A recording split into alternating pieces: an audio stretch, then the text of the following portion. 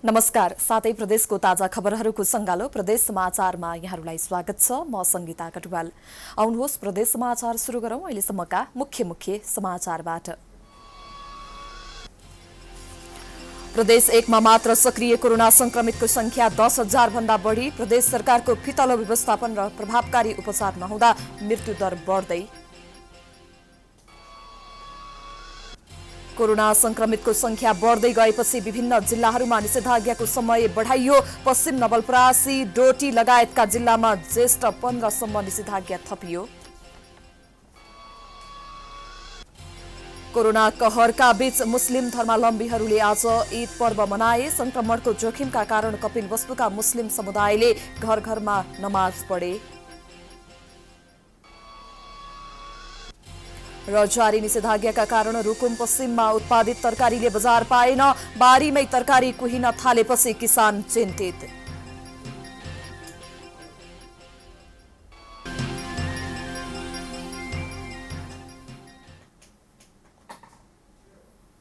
आजको प्रदेश समाचार सुरु गरौं। प्रदेश 1 मा कोरोना संक्रमण दर तीव्र रूपमा वृद्धि भएको सम्बन्धी प्रसंगबाट।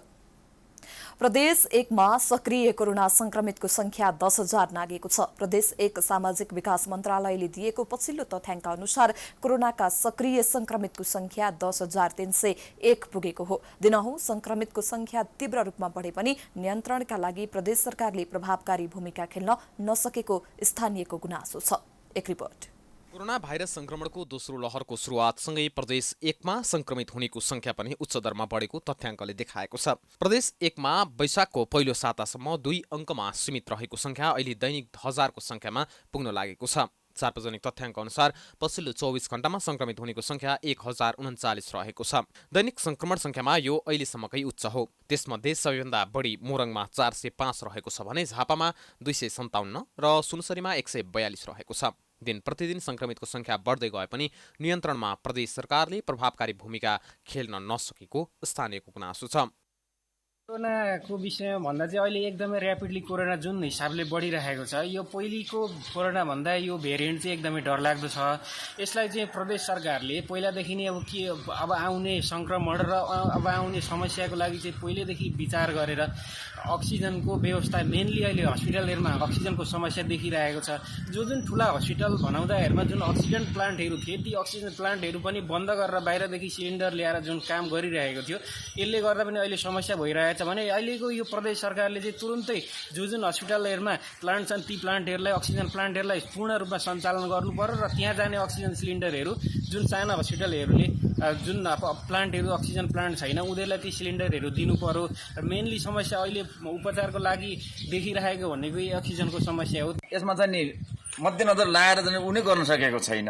मान्छेको एकदम भइरहेको छ, अक्सिजन छैन, केही छैन, कोभिडको भइरहेको छ, बढिरहेको छ। यो स्थानीय सरकारले गर्नुपर्ने, यो मान्छे हिँडिरहेको छ यसलाई पनि बन्द गर्नुपर्ने हो। यो पनि हो भयानक बढिरहेको छ, यसलाई चाहिँ नि गरेर गर्नुपर्छ। अक्सिजन पनि छैन, केही छैन, खानाको पनि छैन, सबैलाई चाहिँ यो गर्नुपर्ने बाध्यता छ। सर यो प्रदेश सरकारको चाहिँ नि अहिले चाहिँ नि काम जनताको लागि कुनै पनि यो गरेको छैन। कोरोना उसमा गरेको छैन, आफू भत्ता खानी बस्ने मात्रै यो काम भइरहेको, जनताको लागि केही भएको छैन। यो सरकारले निषेधाज्ञा लागू गरेको 2 हप्ता पुग्न लाग्दा पनि संक्रमितको संख्यामा कमी आउनुको साटो बढिरहेको छ। संक्रमितको तुलनामा डिस्चार्ज हुनेको संख्या भने न्यून रहेको छ। पछिल्लो 24 घण्टामा 157 जना मात्रै संक्रमणबाट मुक्त भएका छन्। यस्तै प्रदेश 1 मा अहिलेसम्म कोरोना संक्रमणकै कारण 615 जनाको मृत्यु भइसकेको छ।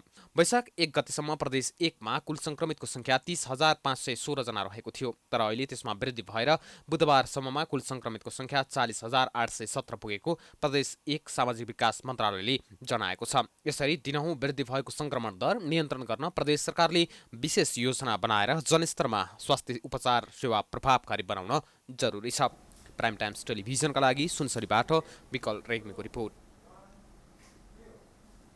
अबको क्रममा प्रदेश 1 को मोरङमा उर्लाबारी नगरपालिकाले आइसोलेसन केन्द्र निर्माण गर्न थालेको सम्बन्धी प्रसङ्गतर्फ लागौं। कोरोना संक्रमण दर बढ्दै गएपछि मोरङको उर्लाबारी नगरपालिकाले आइसोलेसन केन्द्र निर्माण गर्न थालेको छ। जेठ 1 गतेदेखि सेवा प्रदान गर्ने उद्देश्यका साथ उर्लाबारी 8 स्थित राजघाटमा रहेको स्वास्थ्य चौकीमा आइसोलेसन केन्द्र निर्माण गर्न थालेको नगरपालिकाले जनाएको छ। कोरोना संक्रमितको संख्या बढेसँगै देशैभरि अक्सिजनको अभाव भएको छ। नगरपालिका भित्र रहेका संक्रमितको प्रभावकारी उपचारको लागि कोरोना अस्पताल निर्माण गर्न थालेको नगरपालिकाले जनाएको छ। परिस्थिति बाध्यता त्यस्तै खालको अवस्था हो होइन। हामीले करिब 26 गतेदेखि अगाडि बढाउँछौँ अनि त्यहाँदेखि अन्तिम अब 29 गते गर्ने भनेर एक हिसाब किताबले समझदारी भइसकेको। त्यस पछाडि तपाईँले सबै सफा सुग्घरहरू पनि भइसकेको। अब त्यहाँनिर नहुने भइसके पछाडि र अर्को के छ भने हामी सबैले सोद्धाखेरि हामी मात्रै होइन, तपाईँको चाहिँ जुन चाहिँ पेसेन्टहरू छन्, पेसेन्टहरू भनेको भेडा बाख्रा जस्तो तपाईँको चाहिँ राख्ने तरिकाले जुन गरिने अवस्थाहरू थियो त्यो मैले नमाने हो होइन। यसअघि नगरपालिकाले उर्लाबारी 3 मंगलबारेमा रहेको प्रदेश स्तरीय मदन भण्डारी अस्पताल तथा ट्रमा सेन्टरमा कोभिड अस्पताल सञ्चालनको तयारी गरेको थियो। तर अस्पताल सञ्चालक समिति र अस्पतालका कर्मचारीले असहयोग गरेपछि कोभिड उपचार केन्द्र अन्यलमा परेको थियो। उर्लाबारीमा हालसम्म दोस्रो लहरका कारण 7 जनाको मृत्यु भइसकेको छ भने 85 जना भन्दा बढी सक्रिय संक्रमित रहेका छन्। अब लागौं गण्डकी प्रदेशको स्याङ्जामा अक्सिजनको अभाव हुन नदिन अस्पतालहरूमा सिलिन्डर व्यवस्थापन गरेको सम्बन्धी प्रसंगतर्फ।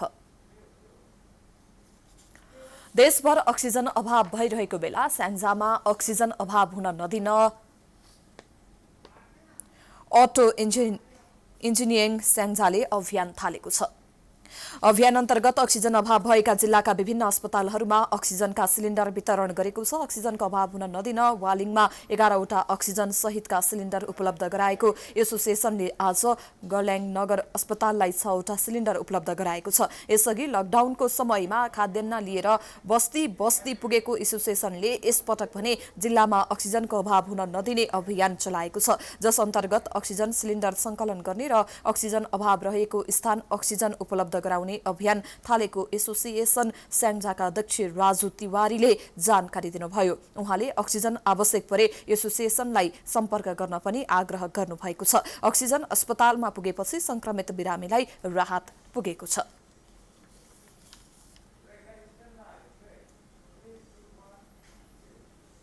प्रदेश समाचारमा पालो भएको छ विश्रामको।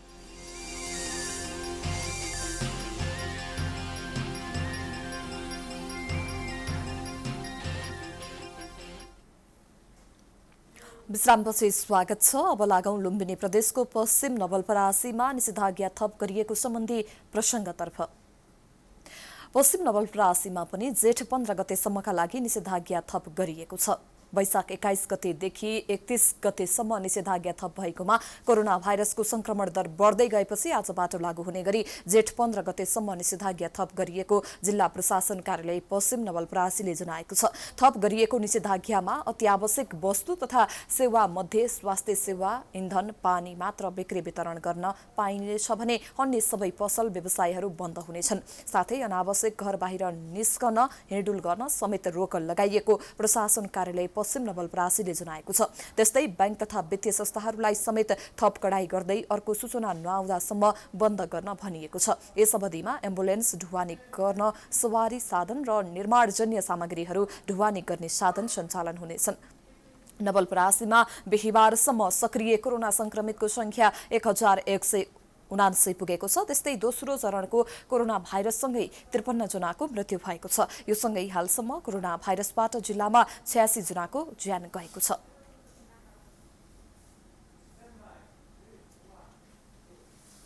अब लागौं डोटीमा पनि निषेधाज्ञाको समयावधि थप गरेको सम्बन्धी समाचारतर्फ।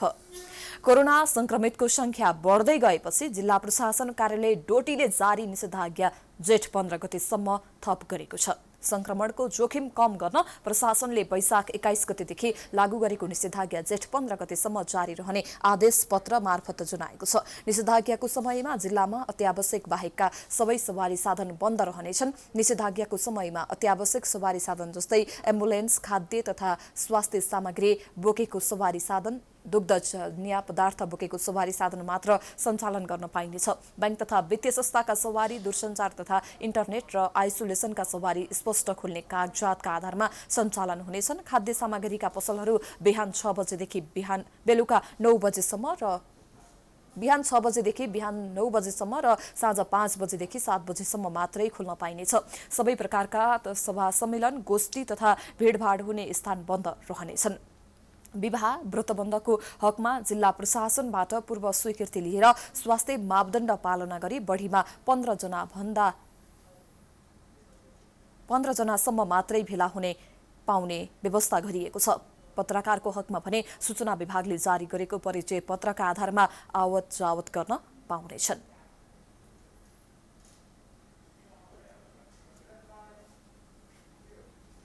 अबको क्रममा लुम्बिनी प्रदेशको कपिलवस्तुमा घर घरमा ईद पर्व मनाइएको सम्बन्धी समाचारतर्फ लागौं। कोरोना कहरका बीच आज मुस्लिम धर्मावलम्बीहरूले रमजान पर्व मनाएका छन्। ईदका लागि 1 महिनासम्म रोजा अर्थात् उपवास बसेका मुस्लिम समुदायले आज स्वास्थ्य मापदण्डको पालना गर्दै ईद उल फितर पर्व मनाएका छन्। दिनानुदिन गरिब र दिन दुखीलाई सेवा गर्नु यो महिनाको ठूलो विशेषता रहने गरेको छ। रमजान व्रतको आज अन्तिम साँझ चन्द्रमा हेर्न आकाशतिर दृश्यावलोकन गर्ने र चन्द्रमा हेरेर औधी रमाउने प्रचलन मुस्लिम समुदायमा रहेको छ। पर्वमा मुस्लिम समुदायले विशेष परिकार बिरयानी, पुलाउ, सेवई, मासुका विभिन्न प्रकार, फलफूल आदि खाने गर्दछन्। यस वर्ष कोरोना महामारीका कारण अरू चाडपर्व र कार्यक्रम जस्तै ईद उल फितर पनि स्वास्थ्य मापदण्डको ख्याल गर्दै मनाउन सरकारले आग्रह गरेको छ। कपिलवस्तुमा इस्लाम धर्मावलम्बीहरूले पनि ईद उल फितर नमाज पढी पर्व मनाएका छन्। कोरोना संक्रमणका कारण मुस्लिम समुदायले सामूहिक रूपमा मुबारकबाद दे रहा हूँ। लिहाजा बड़ी दुख की बात है कि गुज़िश्ता साल और इन साल भी हम लोगों ने ईद अपने घर में मनाई, इसलिए कि इस कोरोना जैसी महामारी बीमारी जो फैला हुआ है, मैं अपने तमाम लोगों से, अपने भाई बहनों से, अपने देशवासियों से ये गुजारिश और अपील करना चाहता हूँ कि आप हजरात अपने घरों में ईद मनाएं। बिला वजह अपने घरों से बाहर आप हजरात मत निकलें। अपने आप को और अपने परिवार को इस कोरोना महामारी से बचाएं। मुस्लिम समुदायको 1 महिनाको रमजानपछि चन्द्रमा देखेर ईद मनाउने चलन रहेको छ। मुस्लिम समुदायको ईद भनेको एउटा महान चाडपर्व हो। यो चाडपर्वमा हामी नयाँ लुगा लगाएर घरमा बाहिर हामी मस्जिदमा गएर नमाज पढ्ने र एकाअर्कासँग चाहिँ गले मिलाउने चलन रहेको छ। यस वर्ष सामूहिक रूपमा खुसियाली साटेर पर्व मनाउन नपाए पनि घरैमै बसेर विशेष प्रार्थना गरी पर्व मनाएका छन्। कोरोना संक्रमणको जोखिमका कारण मुस्लिम समुदायले गत वर्षदेखि सामूहिक रूपमा नमाज पढ्न नपाएको भन्दै गुनासो पोखेका छन्। प्रदेश समाचारमा पुनः पालो भएको छ विश्रामको।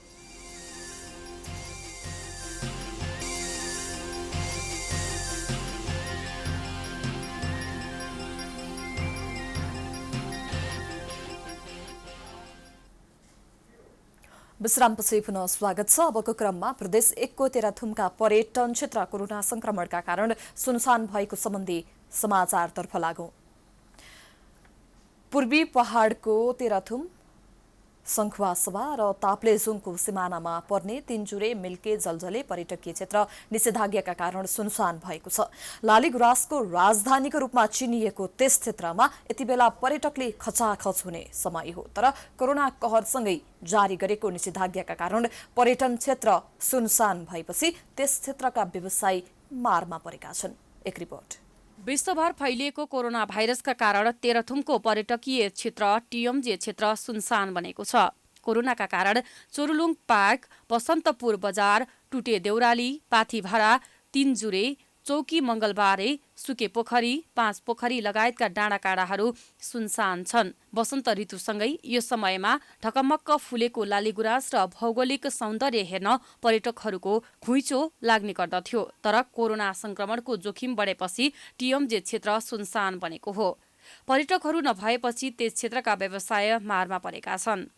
टिएमजे क्षेत्रको एउटा पर्यटकीय क्षेत्रको प्रवेशद्वार बसन्तपुर होइन, यहाँ चाहिँ अत्याधिक रूपमा चाहिँ पर्यटकहरू आउने, घुइँचो हुने, यहाँको होटल व्यवसायमा चाहिँ मान्छे नआँटेर तपाईँको सिद्धुवासम्म गएर बस्नुपर्ने, लसुने सिद्धुवादेखि अथवा हिलेसम्म जाने अवस्था थियो। अब यो लकडाउन पछाडि यहाँको व्यवसाय सबै ठप्प भइसकेपछि अहिले यहाँ सबै होटल व्यवसायहरू सबै बन्द गर्नुपर्ने अवस्था छ।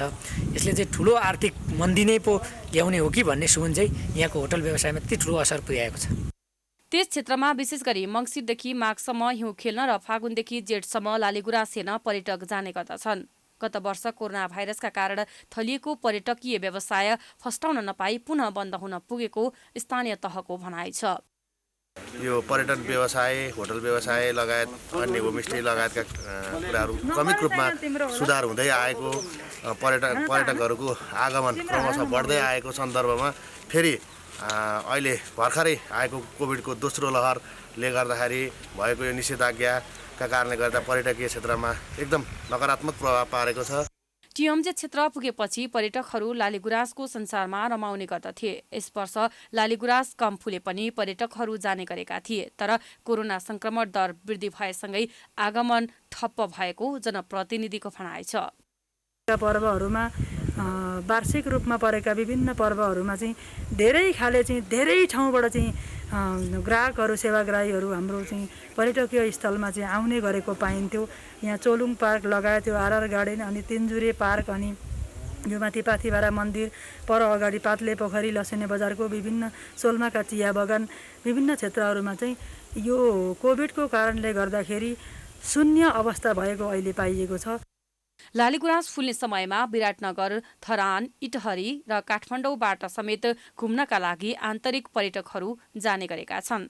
तर कोरोना जोखिम बढेपछि टिएमजे क्षेत्र सुनसान बनेको हो, जसका कारण स्थानीय व्यवसाय मारमा परेका छन्। तेह्रथुमबाट वर्षा लिम्बुको रिपोर्ट। अन्तमा कर्णाली प्रदेशको रुकुम पश्चिममा उत्पादित तरकारीले बजार नपाएको सम्बन्धी समाचारतर्फ लागौं। कोरोना संक्रमण फैलिएसँगै जारी गरेको निषेधाज्ञाका कारण रुकुम पश्चिममा तरकारी खेती गर्दै आएका किसानहरू मारमा परेका छन्। गत हप्तादेखि जिल्लाभर जारी गरिएको निषेधाज्ञा कायमै रहेकोले किसानहरूले उत्पादन गरेको तरकारी बिक्री नहुँदा किसानहरू मारमा परेका हुन्। तरकारी खेतीको लागि पकेट क्षेत्र मानिएको मुसीकोट, चौरजुहारी, सानी भेरी र त्रिवेणीका किसानले खेतबारीमा उत्पादन गरेको तरकारी खेर जान थालेको छ। व्यावसायिक तरकारी खेतीबाटै मनग्गे आमदानी गर्दै आएका किसानलाई गत वर्ष जस्तै यस वर्ष पनि कोभिडले गर्दा तयारी अवस्थामा भएको तरकारी बिक्री गर्न नपाएपछि नोक्सान बेहोर्नु परेको छ। मुसीकोट नगरपालिका 3 का किसान डेली बहादुर खत्रीले 11 रोपनी जग्गामा लगाइएको तरकारी बाली बिक्री नहुँदा खेतबारीमै खेर जान थालेको बताएका छन्। सदरमुकाम, मुसीकोट लगायत स्थानीय बजार लकडाउनका कारण पूर्ण रूपमा बन्द हुँदा उत्पादन गरेको तरकारी बिक्रीमा समस्या भएको हो। नगदे बालीको रूपमा वर्षेनी विभिन्न जातका तरकारी बाली लगाउँदै आएका रुकुम पश्चिमका किसानले उत्पादन गरेको तरकारी जिल्ला बाहिर समेत निर्यात हुने गरेको छ। व्यावसायिक रूपमा तरकारी खेती गरी त्यस क्षेत्रका किसानहरूले आफ्नो घर खर्च चलाउँदै आएका छन्। तर तयारी अवस्थामा भएको तरकारी बिक्री नभएपछि किसानलाई जीविको चलाउन समेत धौ भएको छ।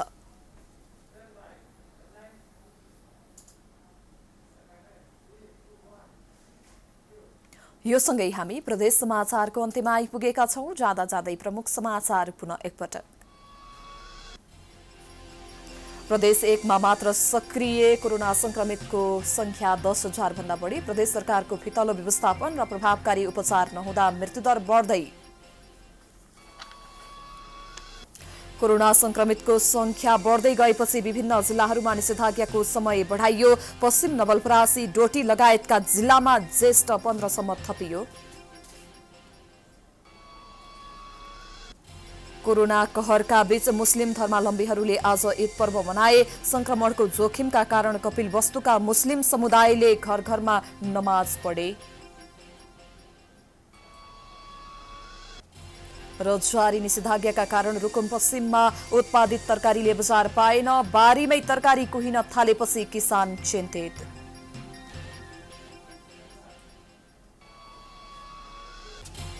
प्रदेश समाचार अहिलेलाई सकियो। हेर्दै गर्नुहोला prime times television.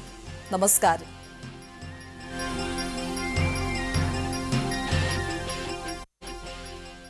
This is Times Broadcasting Networks.